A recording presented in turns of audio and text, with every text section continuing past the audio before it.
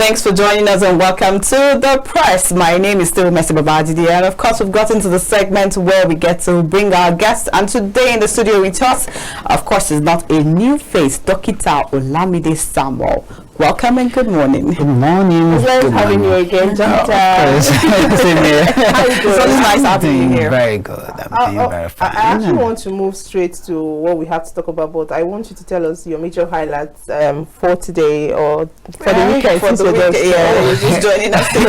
Like for now, the major highlight now for now is the evacuation of the, the stranded Nigerians in Sudan. Then the welcoming of our president-elect. Exactly. What do you have to say about that? Oh, he's welcome because we've been expecting him. A lot of talks have been in vogue. Like people were like, he's no more living, he's this, he's that, and talking about his health, talking about his health status, coming back. And when he came around, there is this drama that popped up on social media. Somebody that actually raised his hand from afar, and you could actually see somebody pinning, showing a kind of syringe and all those stuff. I was like, wow, Nigerians can actually be dramatic anyway.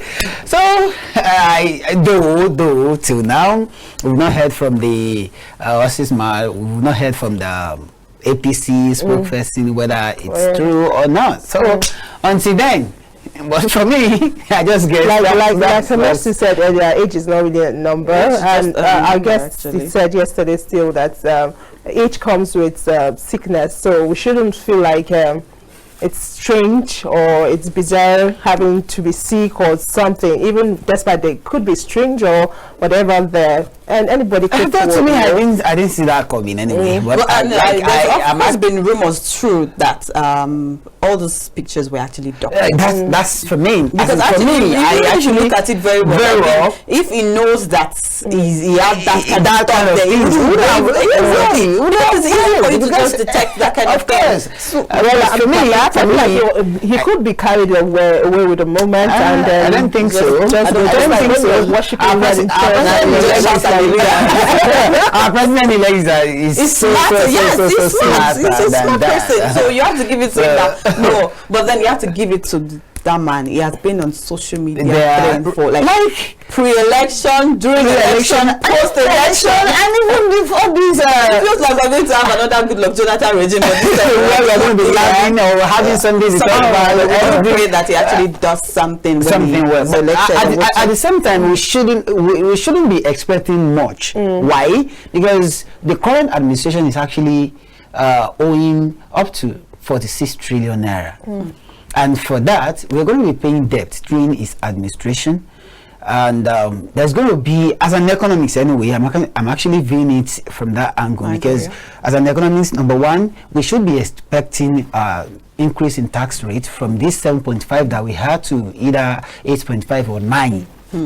Though I know very sure that Nigerians will not want to. I feel like we would actually probably have a way to actually go. These are ways. He was the former governor for a state that is the most is the highest paying tax state in Nigeria right now. They've been able to maneuver themselves and they generate revenue and all that, even though they still owe a lot to do. But then at the end of the day, people, like our guest said yesterday, let's not be a pessimist. Let's be positive. That is exactly what I'm saying. That what I'm actually saying that we shouldn't expect magic. I'm not saying he's not going to perform, but we should not expect magic.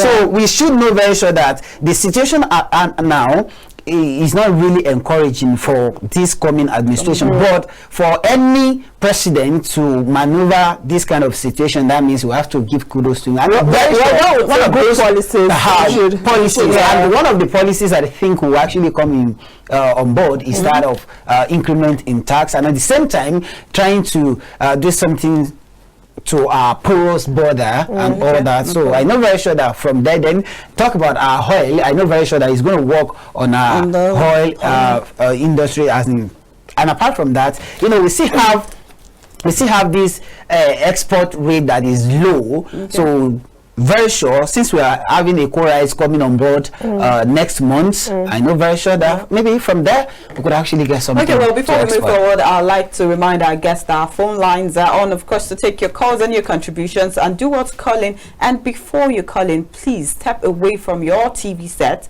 or reduce the volume of your television set. And now let's move on to what we have for today. But before we even get into the nitty-gritty, I'd like to ask you, what do you expect from this incoming administration, given that there's been issues of continuity with always past administrations and administrations that come in? We take state governors, for example. A state governor starts a certain project and then he doesn't see the daylight, doesn't see the light of the day, rather the moment another government comes in. So are we looking to expect that, although we don't like to speak an assumption, but of course we can take from what has happened over time? Well, if you actually check very well, you will see that this administration coming on board is actually of the same administration that is backing off, and they are from the same party. So we should be expecting continuation, continuity rather, and at the same time we should know very sure that there are some projects that this coming administration will actually forsake. That one is very sure, because you cannot compare Tinubu with Buhari. Buhari is actually a military personnel person, and the kind of policy he brought then will not be compared to the kind of policy that a former governor of Lagos State, in metropolitan states for that matter, will actually bring on board. So, and apart from that, the kind of people that you could actually see that, despite the fact that people were talking about his health and everything while he was away in France, he actually met with a lot of economists. We heard that he met with economists so that they actually discussed what will happen in the next 2 years. I remembered that was in France. So with that, we will know very sure that this coming administration would actually have economic policies that would better Nigeria. For a president-elect that, I beg your pardon, that seemed not to talk so much, he has not really given us what he's going to do. Aside from the fact then, during his campaign, he said he was going to give loan to Nigerian students. We're not sure of those policies. You seem to be affirmative about the things he's going to do. Well, looking at his past records, and you discover that Lagos State is just one of those states that everybody, not even in Nigeria, in the whole world, that all eyes were on then, even now. And despite the fact that it was his allocation was stopped then, he did so very good. And with that, he had been building people. Tinubu had been building a lot of people. So for him to have done all that, despite the fact that he was not once he was not an ex-president or whatsoever, there he could actually do something better. I am of the opinion that this administration, if and only if, and I don't think there is anyone that could actually control Tinubu anyhow compared to the former presidents, and even the presidents, because they had godfathers, and Tinubu had been godfathers to so many, so who want to be his own god? And he had played his game so very wisely that those that could actually dictate for him during his administration, he wear them out. Well, but don't you think that he might have those people who he would want to give some sort of bliss for the position he has obtained? Because definitely he didn't get there by himself. He didn't get there by himself, but he got there. He got to this position based on what he had done for so many of these people. It's like a payback. What happened to Tinubu is like a payback. I'm not talking about from Nigerians. Would there be an expectation of payback back to those people? I did you good, and you pay me back. You shouldn't be expecting any repayment. Are you sure about that? No, I'm not saying that, because yesterday we had this discussion with our guest on it, and he was saying, he's looking forward to seeing a government where we don't have a repeat of past governors being ministers or past senators and coming into board. That we need fresh faces, and I said you cannot totally rule out that fact, because whether we like it or not, it's politics, and then you always say, you owe someone something. But not not at the detriment of 200 million Nigerians. What I want you to know is Tinubu is a builder. Okay. He's a builder. Forget about it. And he is an economist, not a professional, but an economic thinker. Okay. Are you getting this? Now, I am not saying he is not going to use some of these governors, senators as ministers, and but the fact is, we are going to have fresh administration. And believe me, the way he built these people, he will still have the plan to build others. Okay. Are you getting it? And believe me, if you are building minds, you are actually creating better society. Okay. And that is exactly what he wasn't my candidate, not talk of then. I mean then. But the fact is, I know when you trace the history, you discover that this man, even when he was out of governance, he had built, like, let me say 80% more than what he did when he was in governance. Are you getting this? So somebody that could actually do that would do better when he's in control. And the fact that there is no one that can control him, he's not a person that is lousy, that can actually talk anyhow. He believes in action. Okay, his belief is actually in action. So whether you are talking from now till next year, he will not actually look at you, but put action in place. Okay, please, over to let's quickly take this call. Good morning. Hello, good morning. Hi, good morning. Please, can you speak louder?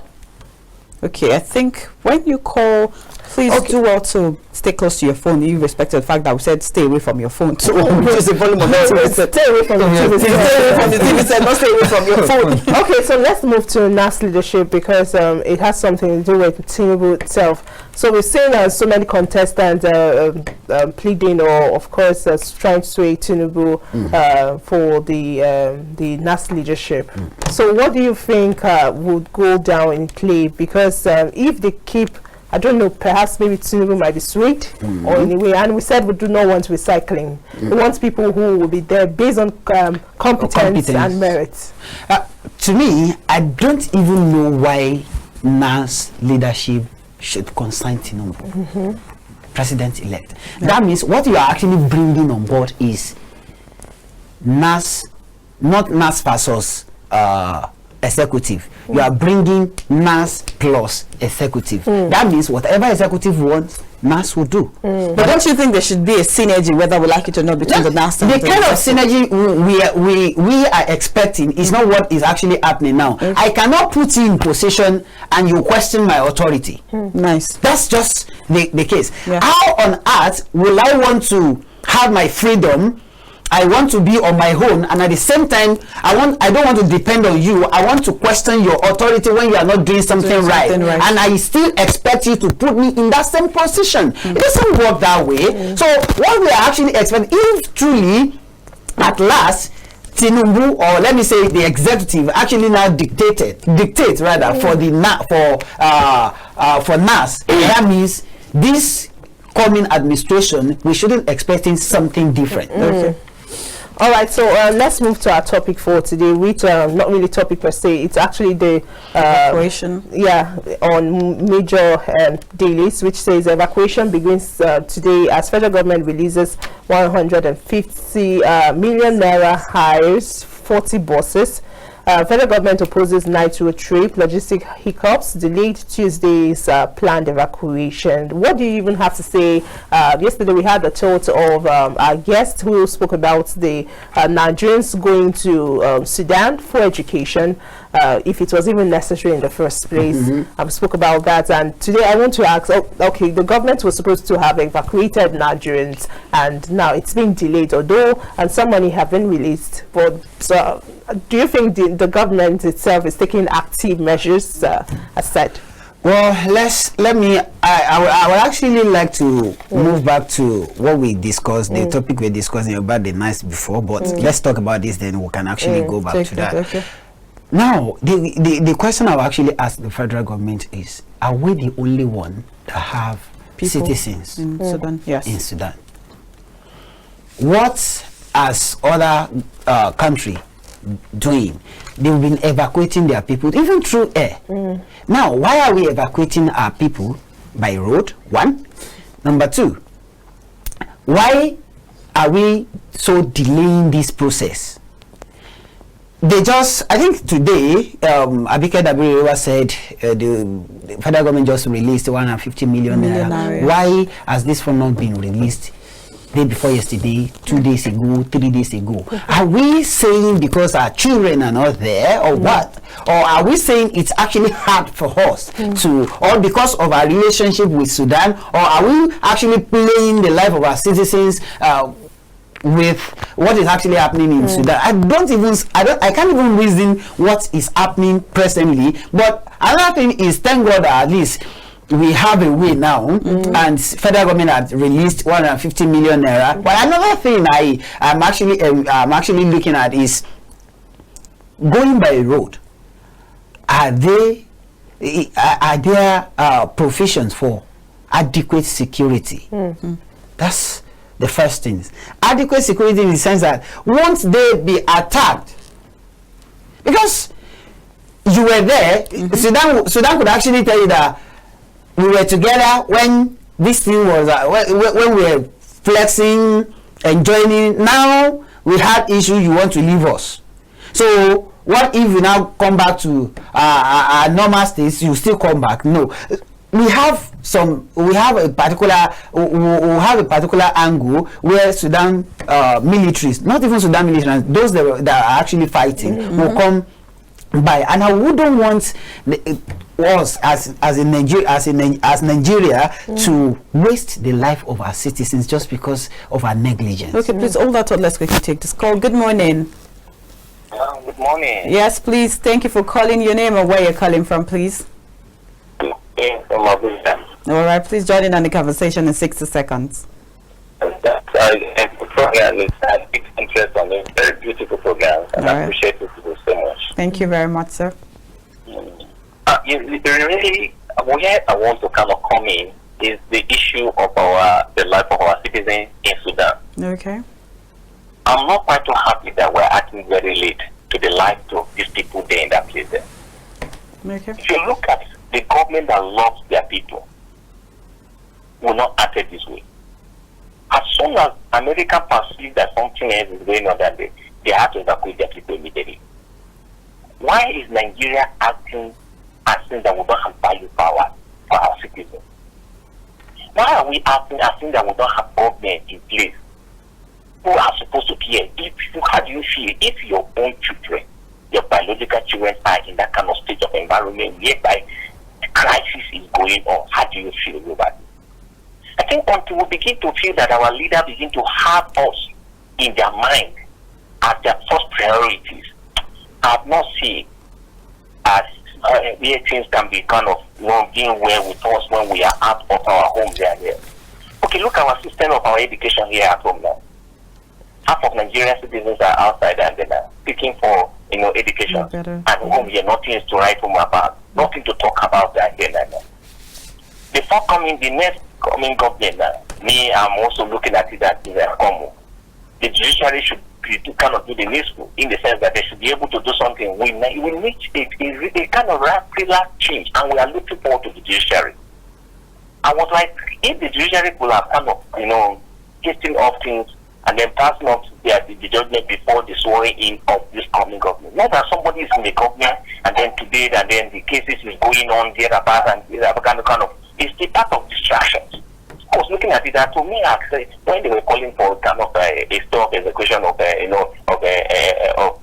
day, I look at it that I think to me, let the case go on as long as you want to go on, let him go on before whosoever that wants should be sworn in, then you know that yes, you are now on the platform. Or there is no any case again, not to be in the office and distraction will be coming left and right. So that is one of the things I'm also looking at. And we also look at the people, a president who we cannot be, we have our feelings, will stay with us, not after the elections, they injected out of the country, and you feel that yes, you come back anytime that none of them have making any comment concerning those guys and that.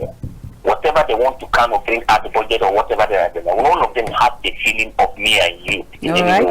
Okay, all right. They are just there for themselves. government that will be caring for us, who will after our needs, who will be able to look into their mind and say, yes, these people that they're suffering, they are our children. All right, thank you. All right, thank you very much. Yes, thank you for your contribution. Well, you've heard the last caller. We need a president that has empathy.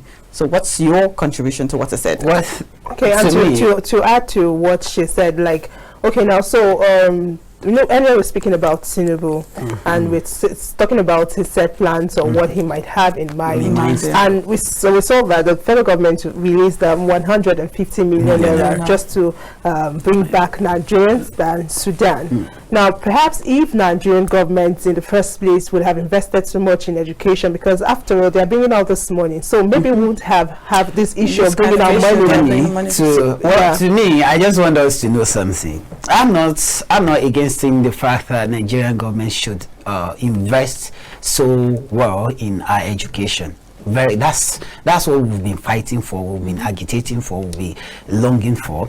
But the fact is, whether we have a better education or not, we'll have Nigerians that will prefer to be educated outside the country. Despite the fact that US is a better country, and they have their education standards so well, we still have US citizens that are actually outside the US. Even we have some of them that are actually in Nigeria. So yes, go to OAU. We have some of them that are there. At least I graduated from OAU, so I know we have some of them that are there. We have some of them in Ibadan. We have some of them in even Ladoke Akitala University. We have some of them there. So it's not actually a bad idea to go out to for exposure. You expose but the way yourself. ASU is making it feel is like it's a shame on Nigeria that people are actually traveling to a country like Sudan to study. But then at the end of the day, if you think about it, if your 4 years was actually your 4 years, would you actually have to travel, or would there have been less people traveling for education? Hey, what I'm actually saying is, I am not saying our education is actually education sector is actually good, and I am not saying, I'm actually coming to that aspect. But the fact is, whether we have the best education in the whole world or not, people will still go out. People will go out maybe for other things, but not for education. People will still go out for education. Believe me, despite the fact that we're talking about poor education or whatsoever. Like myself, I'll never for any reason go out of this country for education. Not for any reason, but for the fact that I still believe in our education system compared to other countries. We, as rigorously, you study, everything that you have to do, you do it here, compared to where you could actually have your time, do this, do that, do this. So over there, for me, I still prefer education system in Nigeria. But now talking about investing in education in Nigeria, in fact, it is a shame that just because of our education system, a bad education system that we have, people could actually go to Sudan. Sudan of all countries. I'm not actually trying to talk down on Sudan. It's obvious. You're just stating the obvious. But obviously, why would a Nigerian think of educating him or herself in Sudan? All right, please. All that have our education system. All right. Good morning. Thank you for calling the press. Hello, good morning. Okay, this same caller, please, you can continue. So, for me, there are some countries that we shouldn't at all see Nigerians trying to look for a better opportunity. Country like which I don't think. But for now, even in Togo, do you know that the number of Nigerian citizens in Togo now could actually outweigh the normal citizen, as in the political citizens of that country? Maybe you don't really blame them. Perhaps the name tag we give to, or the name credit we give to people who study abroad. Like when you say, because our education system is not good. It's not about education system. There's also some acknowledgement we give to people who kind of have traveled out and studied. Let's take it from this angle. Okay. When you went for NYSC, was there a long queue for Nigerian students and a long queue for students that came from abroad? Not really even abroad, perhaps Togo. Togo is abroad in Nigeria because Togo is not in Nigeria. Whether you like it or No. But what I'm actually saying is that with all what we are saying now, Victoria, Mercy, Doctor, I really want education system. If our education system is good, all right, please let's take this call. We can hear him now. My name is Mr. Balagano. Okay. I'm calling from Mina, Niger State. All right, please join in on the conversation. I want to make a contribution to one of the headlines. Okay. All right, please go ahead. I talk of 96% of women in an election crash out. Okay. I think that is a bad news. However, we can make it good news. But because bad news can be turned to good news. Okay. I would like that we should give women a chance, so that when we give them a chance, we say what they are going to do. Maybe the men politicians, they can give them a chance. They can give them a chance to be a governor, even to be Senate President, and Speaker House of Representatives. But women have not had those positions. Let's give them a chance. It's like a test. Okay. Even the Bible and the Quran, God test Abraham, so we can test the women. The men can deliberately test and allow them to be the leader. Okay. To see what they are going to do. That's my contribution. All right, thank you very much. That was taking us away from the. Let me actually continue. We'll actually come back. I was trying to state something like, no, for instance, when you walk into an organization, then you yourself, you studied from OAU, then I come and I said I studied from Harvard. Harvard. Who do you think they are going to pick? That's okay. Right. Before I answer that even get wait. Before I actually answer that question, that's because our education. We don't believe in our education system. That's just the fact. Whether we like it or not, this mentality is because our education system is actually bastardized. If our education system is good, nobody would actually prefer somebody that studied abroad to somebody that studied home here. That's just a fact. So it's actually emanated from bad education system. Then our mentality is now like, okay, anybody that is away of this country, that's a way of this country to study, is better. What we have is that they are better than people that studied here. But we've forgotten something. We are forgetting something, that most of Nigerian base educationists are preferred in other countries. Why? Knowledge they acquire. Because they need what they have acquired. All these things that we are acquiring in Nigeria is actually what they need there. If education, if what we are producing in Nigeria is not actually quality, you wouldn't have actually seen them demanding for us. Now, talk about our health sector.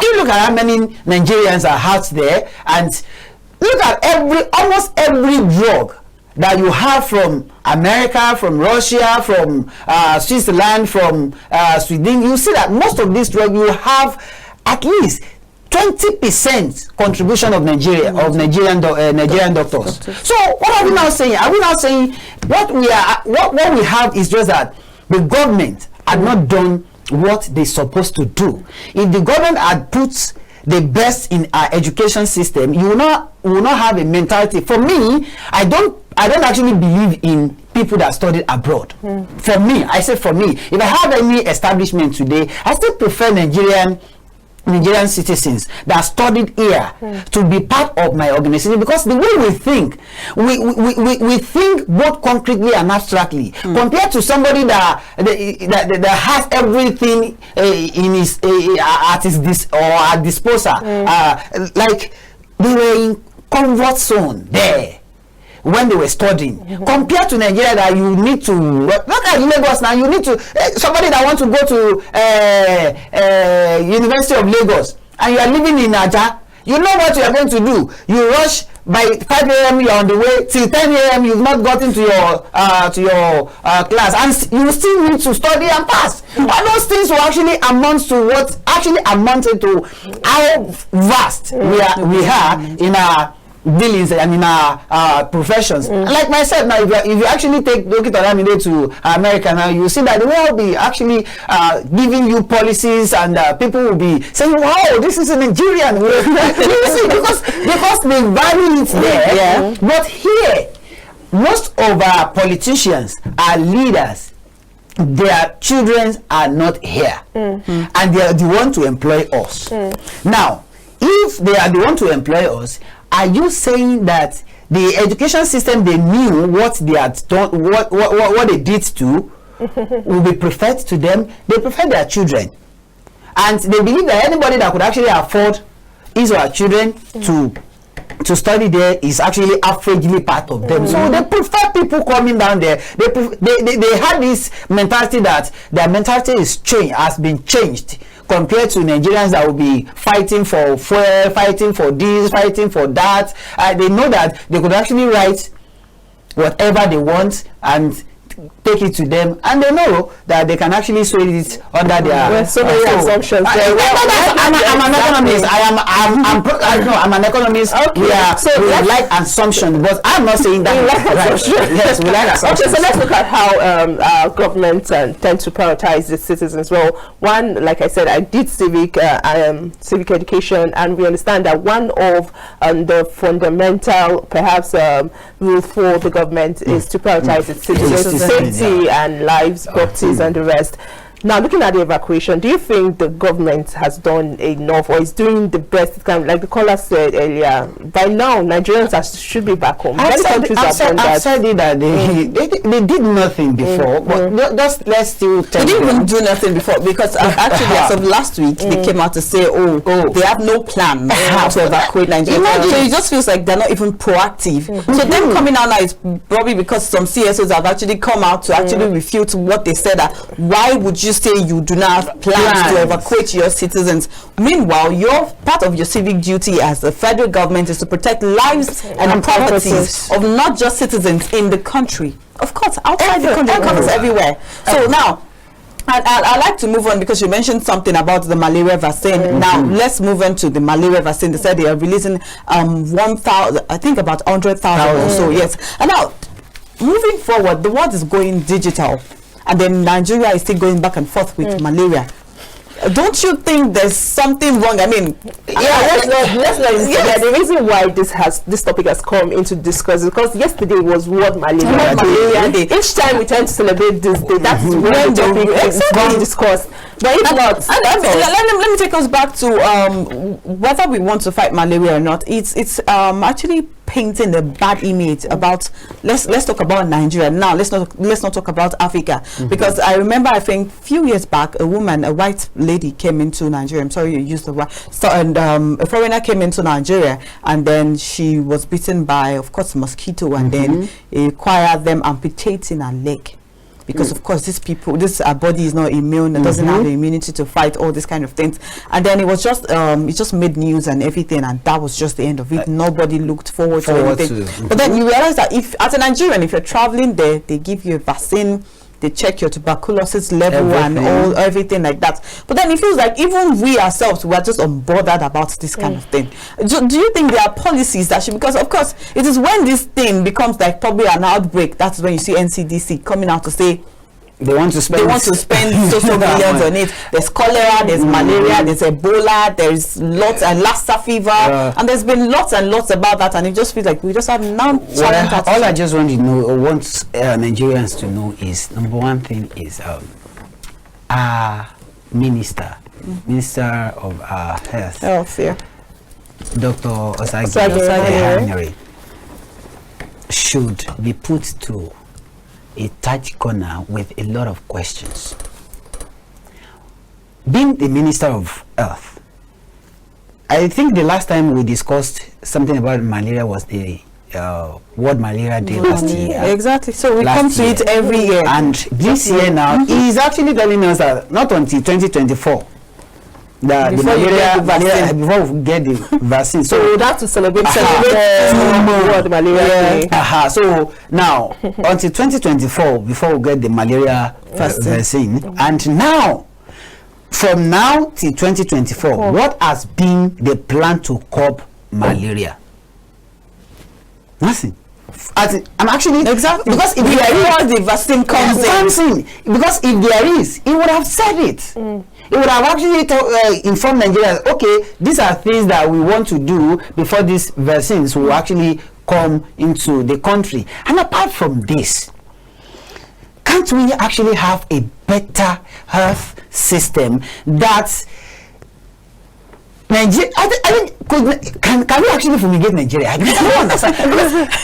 Like, I don't know if we can actually do it. Personally, the kind of mosquitoes that we have in Nigeria, I think they actually. Well, each state comes with its own specialty of mosquitoes.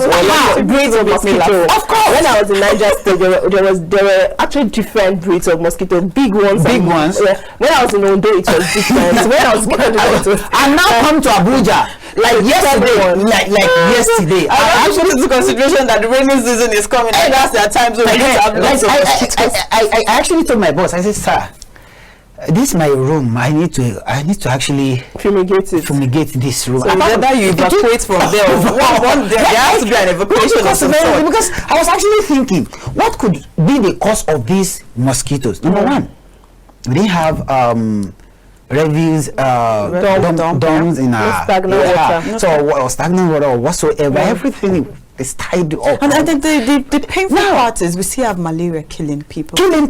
Now, let me go back to Dr. Osagi Henry. I want Nigerians to ask questions.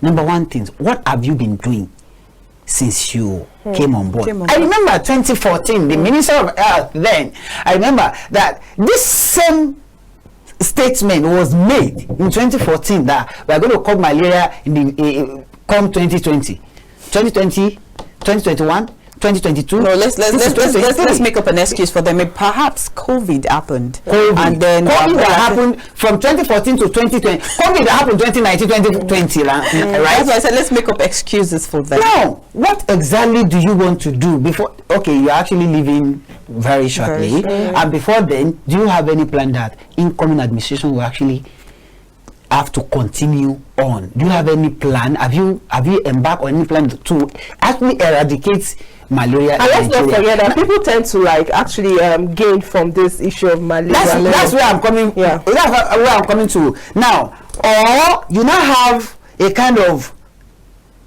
segment of people that you are benefiting, or you yourself are actually benefiting from it. And then why do we have to bring in vaccines if we are the ones? I feel like most of these countries do not even have mosquitoes. I read about Iceland. They have mosquitoes that, of course, it takes a part before it is fully blown.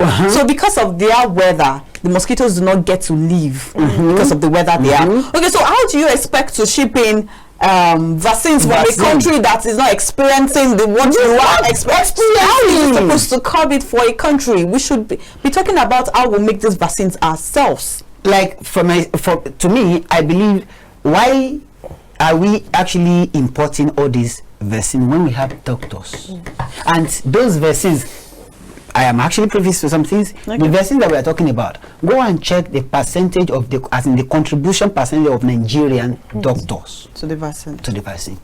Why are we not bringing these doctors together, put them in a lab, give us? We have research centers. Let's even assume that. Okay, the research centers are not doing well. Fine.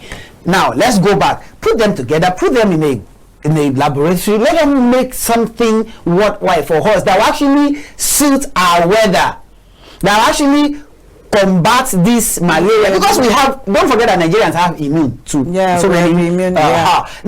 what if we now bring those vaccines and it's not actually working for us? And what if it works for us and we are just to be getting injections instead of curbing the source of that the problem? Look at Ebola, look at Lassa fever, look at COVID. Thank God that COVID is actually going little by little. Look at AIDS, HIV AIDS. Look at all these health issues keep reoccurring, and we only talk about them when we celebrate international day. Those people that even celebrating international, they are doing something about it. They are not doing anything about it. All right, before we go, because time is no longer on our side, let's quickly talk about 96% of female candidates crash out, which the caller said earlier. 1,553 vie for positions, 72 win. Women clinched 3 seats, 14 reps, 48 states assembly seats. What do you have to say about this? For me, for now, I think our women are still doing better than before. Okay. I want to actually applaud Kwara State for having those and they're quite vibrant, yes, vibrant ladies. I refer to them as ladies. Yeah, their age, as in looking at their age. I want to applaud Kwara State for that, and I want other states to emulate them, because looking at this situation, we men, we have been doing this thing. Let's have a change for once. Looking at countries where we have women that actually ruled. I wouldn't want to mention countries right now. I mean, we have a few, like 4 to 6 of them. You realize that when it came to COVID season, they were able to battle, like they were part of the first set of countries that battled COVID successfully, and they didn't have high record rates. Do you know why I'm actually trying to? I keep fighting for women involvement when it comes to politics. Women are mothers. You cannot compare the mentality of women to men. That's whether you like it or not. Whether you like it or not, women cares more than women. We do show nonchalant attitude that don't worry, they'll get over it.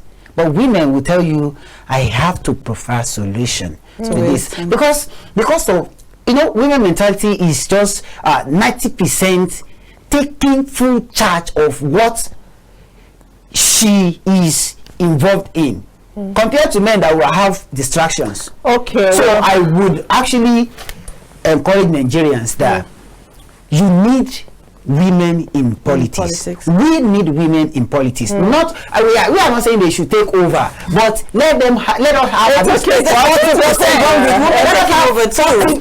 60 is actually better. Be able to do better. All right. Like Dr. has said, and Samuel Olamide has said, we need women not just in politics, in all fields of endeavors, and it's not bad for women to take over. All right, that is all we have for the press this morning. Glad to have you join us, and do well to join us again tomorrow. I am Victoria Agbi. I'd like to say a very big thank you to our viewers, and of course to those that called and we couldn't take your calls. We're really sorry. We do hope you understand that time is not on our side. And thank you to our guest, Dr. Olamide, for being on the program with us this morning. Yes, we do hope to take you one more time. And thank you to our viewers once again. I remain Mercy Babajide. Do well to join us on the press tomorrow morning. Bye.